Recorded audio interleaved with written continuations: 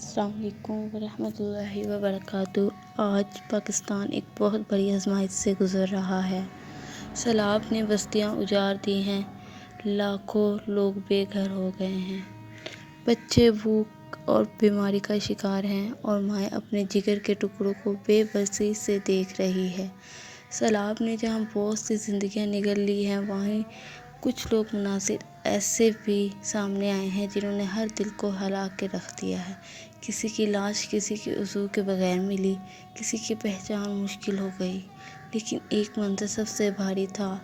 15-20 دن کا معصوم بچہ اپنی ماں کی گود میں سیلاب کی تیز ریلی کے باوجود اسی سے لپٹا رہا۔ ماں نے آخری دم تک اپنے ننھے کو بازو میں تھامے رکھا۔ ماں اور بچہ دونوں اس آفت میں شہید ہو گئے، مگر یہ منظر ہمیشہ یاد دلائے گا کہ ماں کی ممتا کتنی عظیم و بے مثال ہوتی ہے۔ مصیبتیں کبھی اللہ کی آزمائش ہوتی ہیں اور کبھی ہمارے اعمال کا نتیجہ۔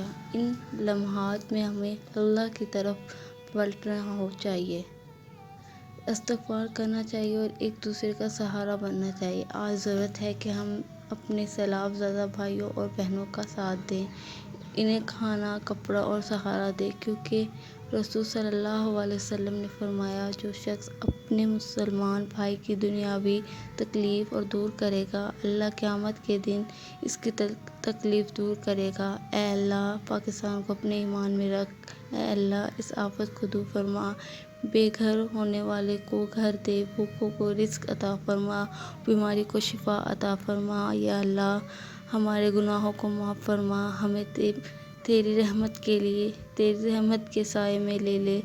آمین یا رب العالمین۔ اللہ حافظ۔